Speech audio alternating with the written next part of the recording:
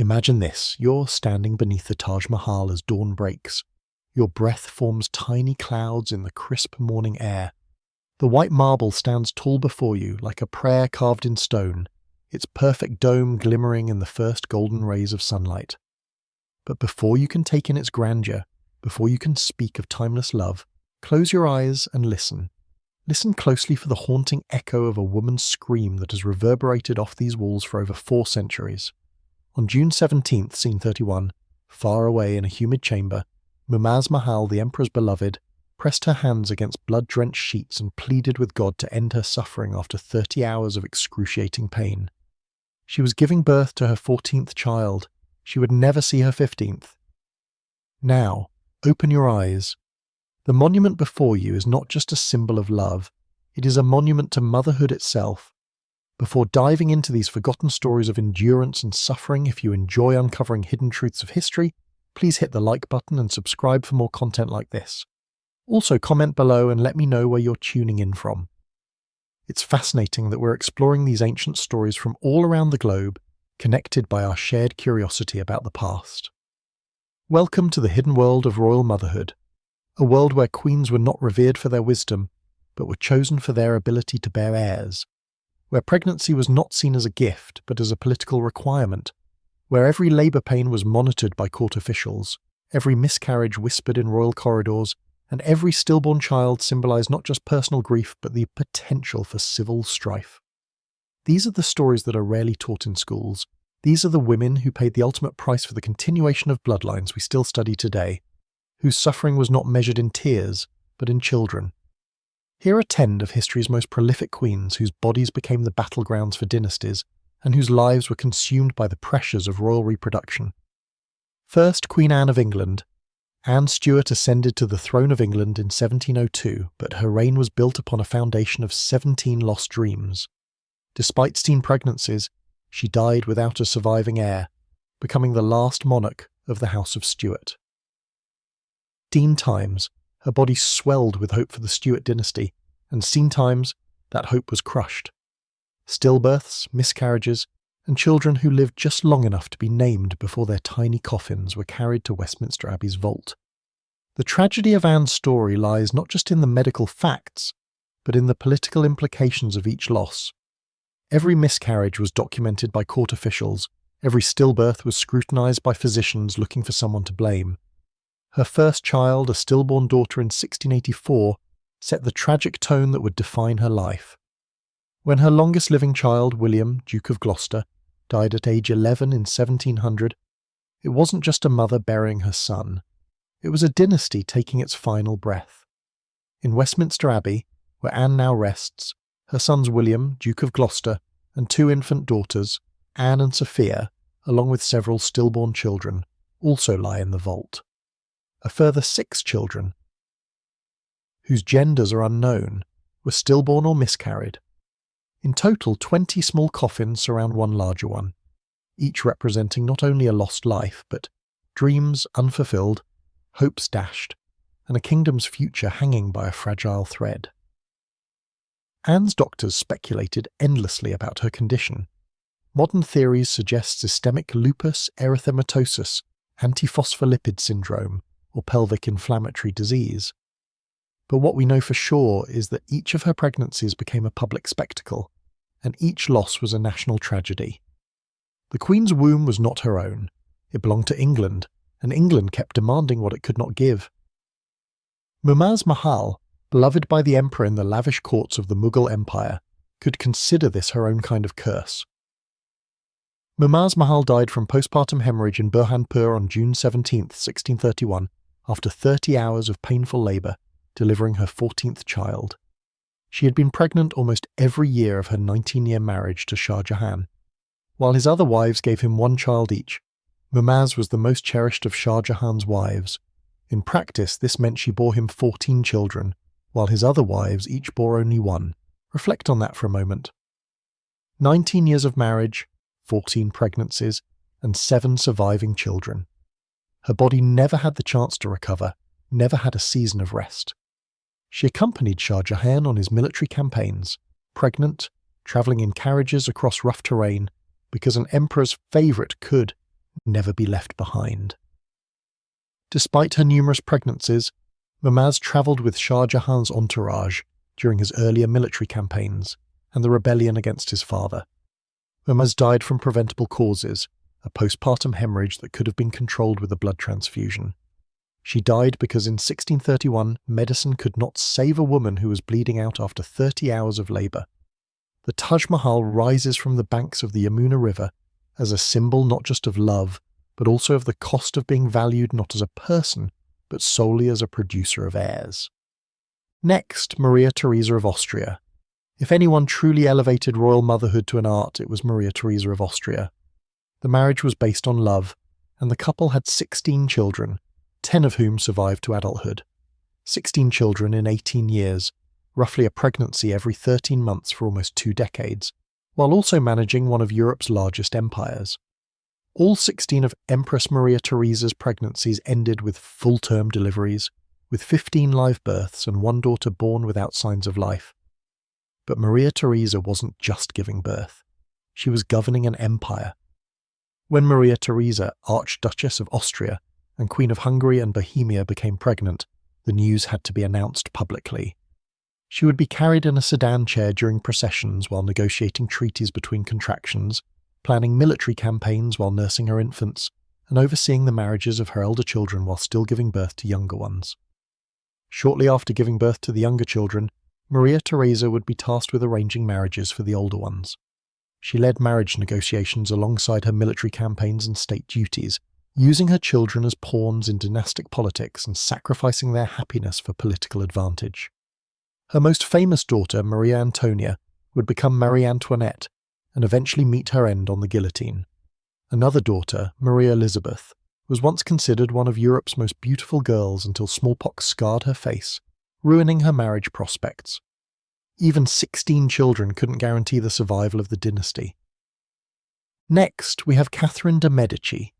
Perhaps no story illustrates the psychological toll of royal fertility pressure better than Catherine de' Medici. For 10 years after her marriage to the future Henry II of France, Catherine's womb remained empty, and the kingdom buzzed with rumours of divorce. Physicians examined her regularly, while court whispers grew louder each passing year. The immense pressure for children led Catherine to consult doctors, some of whom advised her to try every method possible, no matter how unpleasant, such as applying cow dung mixed with ground stag antlers to her body or drinking mule urine. Picture a queen of France so desperate to conceive that she endured the humiliation of drinking animal urine, applying manure to her skin, wearing amulets, and consulting fortune tellers, all because her worth was seen solely in her ability to produce heirs. Meanwhile, her husband openly flaunted his relationship with Diane de Poitiers, a woman nearly 20 years older than Catherine but far more powerful. When Catherine finally gave birth to her first child, Francis, in 1544, the relief was so overwhelming that courtiers wept. Despite Henry's attachment to his mistress, Catherine's marriage was not unsuccessful. After 10 long years, she bore him 10 children, of whom 4 boys and 3 girls survived, but those first 10 barren years left deep scars on her psyche. Finally, Eleanor of Aquitaine. Eleanor lived one of history's most remarkable reproductive stories, bearing children for 2 different royal houses over 3 decades. Eleanor and Louis VII of France had 2 daughters, Marie and Alex, during their marriage, but the marriage was annulled in 1152, partly because the couple only had daughters, and the royal family needed male heirs. 2 months after the annulment, Eleanor married Henry Plantagenet, who would later become Henry VIII of England. She bore him 5 sons and 3 daughters, including William, who died at 3, Henry, Richard the Lionheart, Geoffrey, Duke of Brittany, and John, who eventually inherited the crown of England. Of the 8 children Eleanor had with Henry, 3 sons would later rule as kings. Henry the young king was co-ruler, though he predeceased his father. Eleanor's legacy extended far beyond her own children. She became the matriarch of the Plantagenet dynasty, which would rule England for centuries. However, her fertility came at a significant cost. The separation between Eleanor and Henry II during the next 5 years has been widely speculated, with questions about whether it was purely political, a sign of a growing divide between them, or a combination of both. Eleanor had already fulfilled her duties as queen by providing male heirs and daughters as valuable pawns for political alliances, but by this point, she was too old to bear any more children. The rebellion of her sons against Henry II in 1173 brought her cultural activities to a brutal halt. Eleanor was captured while seeking refuge and spent nearly 16 years imprisoned by her husband. Her children had become mere pawns in political games, and she learned the harsh reality that even successful royal mothers could be discarded once their reproductive value expired. Next, Queen Victoria. Queen Victoria, although famously stating her fear of having children and claiming she would prefer not to have any, ended up giving birth to 9 children over the next 17 years. Victoria, Albert, Bertie, Alice, Alfred, Helena, Louise, Arthur, Leopold and Beatrice. Remarkably, all 9 children lived to adulthood. Despite her large family, Victoria loathed pregnancy, describing it to her daughter as an experience akin to that of a dog or a cow. She suffered not only physically from childbirth but also psychologically, likely experiencing what we now recognise as postpartum depression after several of her births. Each pregnancy took her away from her duties as monarch, a fact she deeply resented. Between the birth of her first child in November 1840 and the 4th in August tour, Queen Victoria had only 17 months free from pregnancy to govern. The endless cycle of pregnancy, childbirth, recovery, and conception meant that Prince Albert effectively served as regent during these periods. Their children married into royal families across Europe, earning Victoria the title of the Grandmother of Europe. Victoria and Albert hoped these dynastic marriages would ensure peace in Europe, but their children were often used as political tools, meaning personal happiness was secondary to political advantage. Victoria's descendants can be found in royal families across Europe, but the vast web of royal connections also carried genetic consequences. She passed on the haemophilia gene to several of her children, causing suffering and early deaths in multiple royal families. Blanche of Castile was another example of a mother balancing political power with royal motherhood, but at a heavy personal cost. Records from the time indicate that Blanche and Louis had an extremely happy marriage, producing 12 children, including the future St. Louis IX. When Louis died in 1226 from dysentery, Blanche, at the age of 38, became regent and guardian of their children. Of their 12 or 13 children, 6 had already passed away, and Louis IX, their son, was just 12 years old. Blanche had him crowned within a month of his father's death and forced the reluctant nobles to swear allegiance to him. The situation was critical. The king's minority left the kingdom vulnerable to rebellious nobles eager to seize power. Blanche had to fight wars, negotiate treaties, arrange marriages, and manage the kingdom, all while mourning the loss of half her children and protecting the survivors. She actively participated in military affairs, leading French forces to meet armies from the Western Barons allied with England. But instead of engaging in battle, she negotiated. The psychological toll on Blanche was immense. Despite suffering from a heart condition, she continued to fulfill her court duties. In 1252, she suffered a heart attack on her way to a retreat at the Abbey of the Lies. She died while still serving as regent, even as her son Louis IX was imprisoned during the Seventh Crusade. Her legacy was not just the children she bore, but the kingdom she preserved. Blanche's historical significance is immense in both French and European contexts. She successfully maintained the French crown and the Capetian dynasty at a critical moment, but the cost was a life spent in service to others, with no time for personal sorrow or recovery. Charlotte of Mecklenburg-Strelitz married King George III of England in 1761 and proceeded to fulfill her royal duties with unwavering efficiency. Over the course of 21 years, she gave birth to 15 children, 13 of whom survived into adulthood, making her one of the most prolific royal mothers in British history. Charlotte d'Estaing. Pregnancies came in rapid succession, with barely any time to recover between births. Her first child, the future George IV, was born in 1762, just a year after her marriage. Her last child, Princess Amelia, arrived in 1783 when Charlotte was 39. For 2 decades, Charlotte was almost constantly either pregnant or recovering from childbirth. The pressure on her was immense. She needed to produce not just an heir, but several sons to ensure the royal succession. The royal family had learned from past generations the disasters that arose from a lack of male heirs. Charlotte fulfilled this duty, giving her husband several sons to continue the Hanoverian line. However, her constant pregnancies took their toll. Contemporary accounts describe her as increasingly worn out by the physical demands of childbearing. She became heavier with each pregnancy and never fully regained her health. The psychological strain was equally harsh as she watched her husband's mental health deteriorate while she juggled royal duties and managing a large family. Her children's lives were tightly controlled from birth. As one observer remarked, the royal children lived like birds in a cage, with every aspect of their lives managed for political gain. Charlotte gave her life to producing heirs, but she had little real influence over how her children were raised or what their futures would look like. Next, Isabella of Valois. Some of the most tragic stories of royal fertility involve queens who died young, their reproductive potential cut short by the very duty they were born to fulfill. Isabella of Valois became Queen of England at the age of 6 when she married the future Richard II in 1396.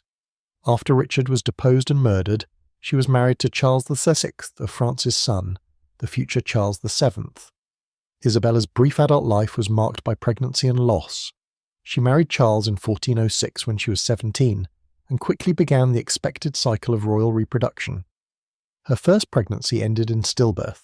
Her second produced a daughter who died in infancy. Her third pregnancy in 1409 claimed both her life and that of her child. Isabella died in childbirth at Camp Compen on September 13, 1409, just shy of her 20th birthday. She had been married twice, borne 3 children, and died serving the very system that had controlled her life since childhood. Her death left Charles without a queen, and France without the hoped-for male heir from this union. The tragedy of Isabella's life lies not just in her premature death, but in how completely her worth was tied to her ability to reproduce. She had been a pawn in diplomatic marriages from childhood, valued only for her ability to cement alliances and produce heirs. When her body finally gave way under the strain, she was quickly forgotten and replaced by Charles's next wife in the endless pursuit of dynastic continuity. Her short life illustrates the particular vulnerability of royal women in the medieval period, who were married young, expected to produce children immediately, and often perished in the attempt. Isabella's 3 pregnancies in 3 years highlight the desperate pace at which royal reproduction took place, with little regard for the physical or emotional toll on the women involved. Finally, Constance of Castile. Constance of Castile, Queen of France as the second wife of Louis VII, epitomized the relentless pace of royal reproduction in the 12th century. After Louis's annulment from Eleanor of Aquitaine, partly due to their inability to produce a male heir, he married Constance in 1154, hoping for the son that had eluded his first marriage. Constance immediately began producing children with remarkable frequency. Her daughter, Margaret, married first Henry the Young King and later King Bela III of Hungary, while her daughter Alice was engaged to Richard the Lionheart before marrying William the F, Count of Pompey. However, Constance's reproductive career was cut short by her death around 1160, likely due to complications from childbirth. In roughly 6 years of marriage, Constance bore multiple children but failed to provide the male heir Louis so desperately needed. Her death left Louis without a queen and without the son who was required to secure the Capetian succession. This failure led to Louis's third marriage to Adela of Champagne, who eventually gave birth to the male heir, Philip Augustus, in 1165. Constance's story highlights the precarious position of medieval queens, whose value was determined entirely by their ability to reproduce. Despite bearing children frequently, her failure to provide a male heir meant her reign was seen as unsuccessful. Her early death, likely related to the physical toll of constant pregnancy, underscores the deadly costs of royal reproduction. The pressure on Constance was particularly severe because she was Louis's second wife, chosen specifically to fix the failure of his first marriage. Every pregnancy carried the weight of dynastic expectation. Every birth was closely examined for gender, and every loss represented not just personal sorrow but political upheaval. When you add up the figures, the scale of sacrifice becomes overwhelming. These 10 queens endured at least 127 recorded pregnancies between them. Queen Anne alone endured 17 pregnancies without a single child surviving. Maria Theresa spent nearly 2 decades either pregnant or recovering from childbirth, all while ruling an empire. Catherine de' Medici faced a decade of medical indignities and public disgrace before finally conceiving. But these numbers reveal just a part of the story. Behind every pregnancy was a woman whose body was not hers, whose fertility was monitored by physicians, courtiers, and foreign diplomats. Their menstrual cycles were tracked, their morning sickness was widely known, and their labour pains were observed by groups of political figures. The physical toll was immense. Before modern medicine, Childbirth was like playing Russian roulette. Infections were common, hemorrhages were often fatal, and the maternal mortality rate was around 1 to 2% per birth. For queens facing 10, 15, or even 17 pregnancies, the cumulative danger was terrifying. Many, like Mumtaz Mahal and Isabella of Valois, paid the ultimate price. The emotional cost was just as devastating. These women witnessed their children die in infancy, suffered miscarriages that were seen as political failures, and bore the unrelenting pressure to produce male heirs. They were reduced to their reproductive roles, their value measured by sons delivered and dynasties secured. Perhaps the most humiliating aspect of royal pregnancy was its entirely public nature. The birth of a royal child was seen as so crucial that it required witnesses. Queens often laboured in front of large crowds. This only heightened their fear and suffering during childbirth. Marie Antoinette's delivery in 1778 was so poorly managed that the crush of people, the heat, and the lack of fresh air in rooms sealed off for months to protect from winter cold overwhelmed her after 12 hours of labour. She fainted from a lack of oxygen. These were not medical professionals. These were political spectators there to ensure no deception occurred. Courtiers in the inner room signalled the baby's sex to those outside by tossing their hats into the air. They crossed their arms if the baby was a girl. Picture that moment. You've just endured hours of agony to bring a life into the world, and your first thought must not be of your child's health, but of the political consequences of their gender. The Queen's labour pains were state business. Her cries echoed not just through palace halls, but through the corridors of international diplomacy. The sex of her child would influence military alliances. The survival of her infant could prevent or spark wars of succession. What stands out most strongly about these stories is not only the physical pain, but the emotional isolation. These queens could not voice frustration with their plight, could not rebel against the endless cycle of pregnancy and loss. To complain about bearing children was to complain about their primary, possibly only value to the throne. Queen Anne's letters give brief glimpses of her private anguish, but these moments of vulnerability were rare and kept hidden. In public, she had to pretend she was grateful for each pregnancy, hopeful for each birth, and resigned to each loss as God's will. Catherine de' Medici became known for being distant and calculating, but perhaps this was the only way to survive. After watching half of her children die and enduring a decade of fertility treatments that verged on torture, how does one keep functioning as both a mother and a monarch? You learn to see your children as political assets rather than cherished individuals, because the alternative is madness. Maria Theresa's letters to her children are filled with love, but also with the exhaustion of someone who has spent her life serving forces far larger than herself. She controlled their marriages, careers, and daily routines, because after 16 pregnancies and 40 years of ruling, control was the only comfort she had left. These stories seem impossibly distant, relics from an era when women had no rights and medicine was rudimentary. But scratch beneath the surface and you'll find echoes that continue to resonate through time. The pressure on modern royal women to produce heirs, the speculation about their fertility, the countdown to pregnancy announcements, the public ownership of personal reproductive choices. The difference now is that today's royal pregnancies are supported by modern medicine and media teams. When Catherine, Princess of Wales, suffered severe morning sickness during her pregnancies, she received the best medical care available and compassionate media coverage. When people talk about royal pregnancies, they usually focus on happiness and celebration, not the pressure of continuing a dynasty. But think about Anne Boleyn, pacing in her room at night, knowing that if she couldn't have a son, she might be exiled or even killed. Think of Catherine de' Medici, measuring her worth not by her intelligence or achievements, but by the regularity of her menstrual cycle. Imagine any of these women carrying not just a child, but the weight of entire kingdoms on their shoulders. The biggest irony in these stories is that despite all the suffering, the children born to continue these royal lines often didn't last. The Stuart dynasty ended with Anne, even after 17 pregnancies. The Valois line ended with Catherine de' Medici's sons, even though she had 10 children. The direct Capetian line continued through Blanche's son, Louis IX, but eventually it changed so much through marriage and conquest that it became something completely different. All that pain, all those losses, and the lives of these women were consumed by the need for heirs. In the end, history moved on without them. The monuments they left behind are the Taj Mahal, Maria Theresa's reforms, the Protestant settlement under Queen Anne, survived not because of their children, but because of what they themselves did. Perhaps the saddest lesson of all is that these queens had value beyond their ability to have children. They had intelligence and legacies beyond their heirs. But they lived in a time that saw them only for their reproductive abilities, not as full human beings. In Westminster Abbey, tourists pass by Queen Anne's tomb and read about her reign, her wars, and her political achievements. But underneath in the tomb lie the tiny coffins of 17 lost dreams.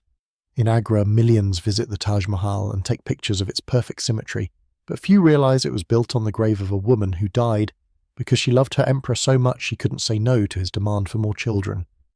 In Vienna, portraits of Maria Theresa show her surrounded by her many surviving children, painted as a picture of happiness and success. But those portraits don't show the miscarriages, the infant deaths, and the constant exhaustion she felt from decades of pregnancies. At Versailles, visitors see the grand rooms where Marie Antoinette lived, but they don't hear the letters from her mother warning her about the loneliness and sadness that comes after childbirth, or the pressure that made every pregnancy a state matter. These women deserved better. They deserved better medicine, better choices, and better recognition of their humanity beyond their ability to have children. They should be remembered not just as the mothers of kings, but as strong women who endured unimaginable pressure. The next time you see a monument built for royal love, take a moment to think. Listen for the voices of women whose stories have been forgotten over time. Remember that behind every great dynasty was a queen whose body paid the price for its continuation. And maybe ask yourself, as we rush to celebrate the kings and empires they helped create, what other stories of suffering and sacrifice have we forgotten? The marble of the Taj Mahal still catches the first light of the day, just like it did on that June morning in 1631 when Mumtaz Mahal took her last breath. If you listen closely, you can still hear her scream echoing through its perfect halls. Not a scream of love, but of a woman who gave everything she had to a world that demanded even more. The hidden cost of royal bloodlines was not paid in gold or land, but in the bodies and souls of the women who carried the weight of dynasties. Their stories remind us that the greatest monuments in history are often built on the sacrifices of human lives, and that the most invisible suffering can sometimes be the deepest. These 10 queens represent just a fraction of the countless royal women who gave up their bodies, health, and even lives to meet the demands of continuing royal bloodlines. Their stories reveal a hidden chapter of history where power and motherhood came together in ways that few can imagine today. By remembering their suffering, we honour not just their sacrifice but their humanity, which too many of their contemporaries ignored.